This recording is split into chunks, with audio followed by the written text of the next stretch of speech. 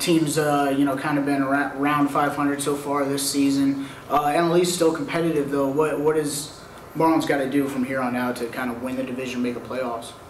Well, it's luckily for us, we haven't played our best baseball yet, but we're still very close to the top in the National League East, which I think is a surprise to a lot of people. People expected Philly to jump out to a big league. They got a great team, but it's remained close within 3 games for the most part. So I think it's a matter of our team just playing consistent baseball and putting both sides of the ball together on the same night. A lot of times we'll get a great pitching performance, but we won't swing the bats, or we'll swing the bats great and we won't get a great pitching performance, and that's going to equal 500 baseball. I think when you see a team go out and score a lot of runs and shut the other team down, that's what we're looking to do, and we've shown flashes of it this season. It's just a matter of putting it together every day. Yeah, and I was going to say I've noticed the same thing. The offense is there. You guys got a great offense right now. Pitching, obviously, some of the starters have been great. JJ's off to another great year. Any surprise on as far as the starters have gone this year? I think that the one guy who has pitched way better than it looks has been Chris Volstad. It seems that he's got, I think he's 3-6 or 3-7, or I think 3-6, and he's got 8 quality starts.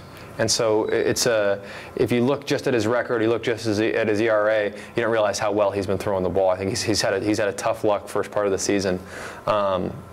There's been no surprises, in my opinion. Anibal Sanchez has looked fantastic.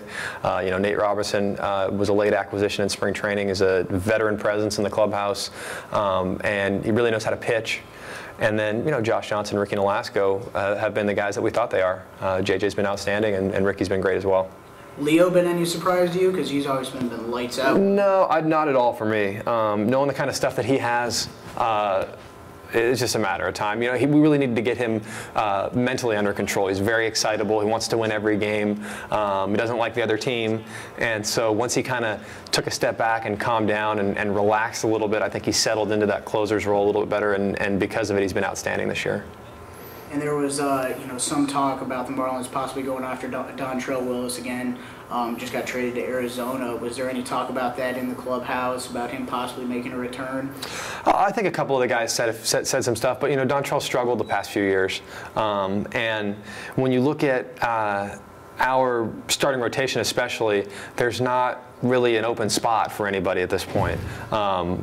All the guys have pitched pretty well, and I think that with the resurgence of Anibal Sanchez, who was the one, I think, question mark coming into the season, how is he going to look, and he's just been lights out.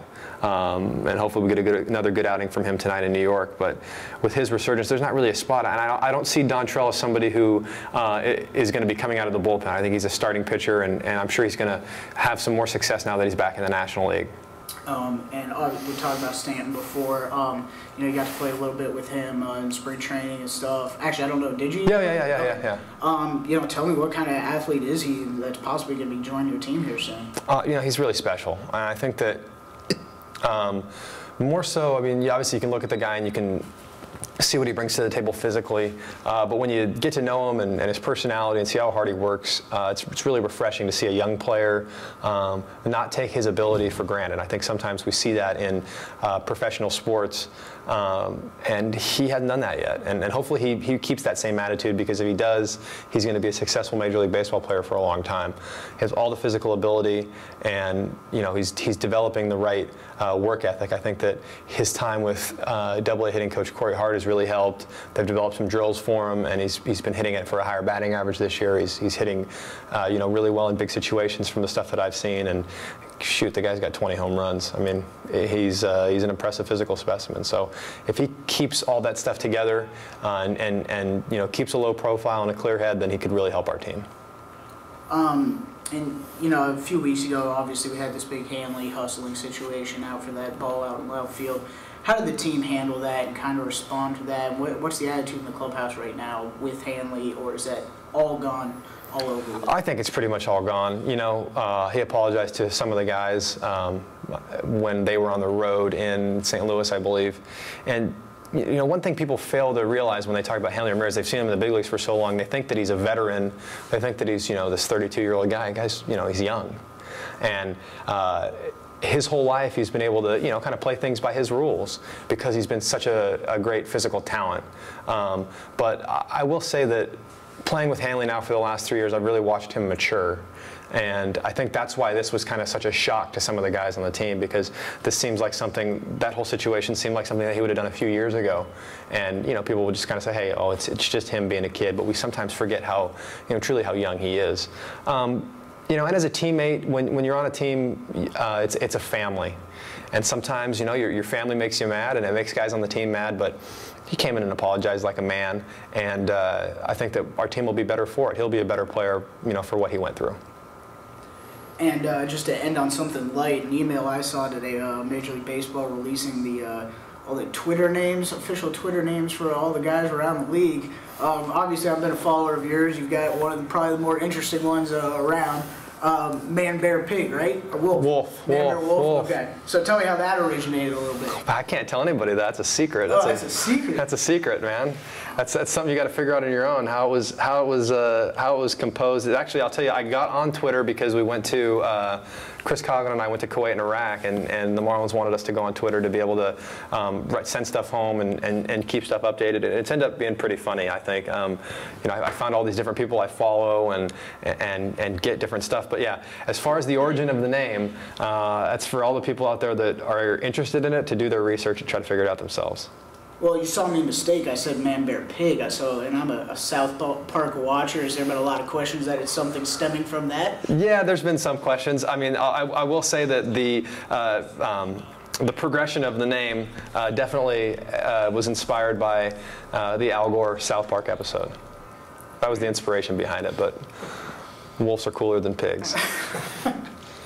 And you talked about your trip over to Kuwait and Iraq. Tell me what kind of, you know, I don't want to go too much into that. I'm sure you could talk about that for days, but, you know, what was that experience like for you guys over there? It was just really grounding. You know, you learn, sometimes we take stuff really seriously over here. You know, we feel like if I strike out, it's a life or death thing, or if I can't play baseball like right now, sometimes I get home and I'm so frustrated that, you know, my arm's not where I want it to be. But you know, you look at those guys and those men and women and what they do for us, and it's one thing to watch it on television. It's another thing to be there and see these people that sleep with an M4 rifle, that carry it everywhere they go, and are worried constantly about, you know, fire coming over the walls while they're sleeping. I mean, that's a very scary situation, and they risk a lot so that we can play baseball. You know, but when we want to complain about rain delays, well, you know, they're complaining about shooting delays, you know, and it puts your life and it puts my life especially into perspective. You know, sometimes I think that things are so tough and so difficult for me. You know, I'm chasing a baseball around for a living. It's not that difficult. It's a lot of fun. So I think that was the biggest thing that both Chris and I took away, was that our life's not difficult. These guys, these men and women do a lot for us, and we should respect that.